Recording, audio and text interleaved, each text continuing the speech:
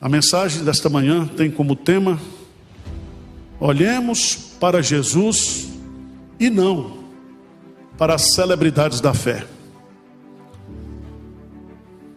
É interessante, porque o texto nos convida a olhar para Jesus, a sermos leais a Jesus, a entendermos que Ele é de fato o objeto da nossa esperança. Ele é o nosso Senhor, Ele é o nosso Salvador, Ele é a nossa esperança. Por que muitos crentes têm caído? Por que muitos crentes têm se desviado? Por que muitas vezes a gente desanima na fé? É porque a gente tira os olhos de Jesus. A gente começa a olhar para os homens, a gente começa a olhar para os defeitos da igreja, para os pecados da igreja. Nós, ao invés de fixarmos a nossa esperança exclusivamente em Jesus Cristo, nós começamos a criar esperanças humanas. Talvez você esteja passando por uma situação difícil na sua vida, complicada na sua vida, e você precisa olhar para Jesus nesse momento e tomar algumas atitudes muito práticas que Ele vai colocar aqui para mim e para você. A primeira delas: ouça e submeta-se à autoridade da Escritura Sagrada. Segunda coisa: aprenda com os erros dos outros. Mas em terceiro lugar, guarde o seu coração contra o pecado. Olha para Jesus e fuja da incredulidade. Ouvindo o Espírito Santo, aprendendo com os erros dos outros, guardando o seu coração contra o pecado da incredulidade. Mas em quarto lugar, procure conhecer os caminhos de Deus. E é tão interessante, e eu queria que você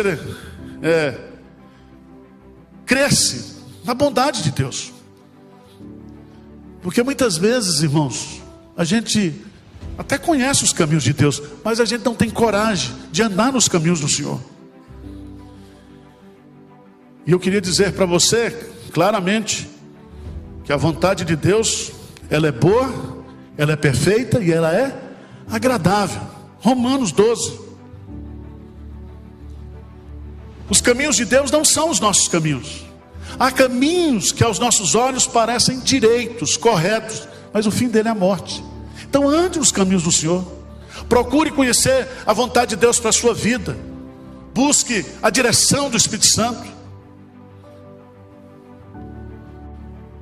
Mas em quinto lugar, irmãos, eu queria destacar esse para nós aqui nessa manhã, no versículo 13.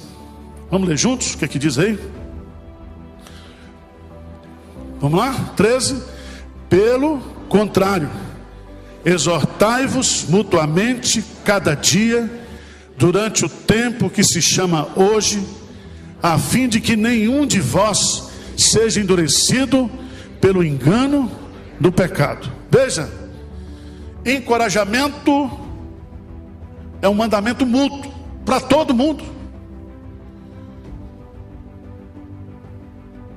Precisamos praticar o encorajamento mútuo. Precisamos encorajar uns aos outros. Irmãos, todos nós precisamos de consolo, de encorajamento. E ele diz que uma das formas da gente combater a incredulidade no coração é quando nós cuidamos uns dos outros. Mas é interessante o texto, porque o encorajamento,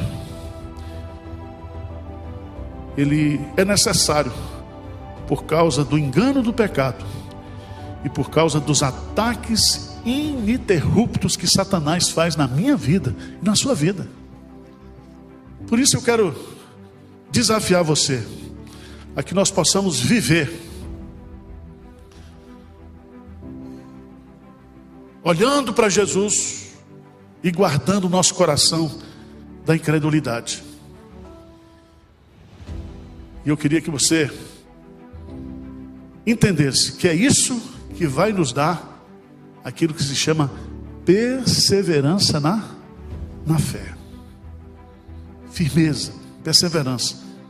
Isso vai acontecer na minha vida, na sua vida, quando nós olharmos para Jesus e guardarmos o nosso coração de toda incredulidade.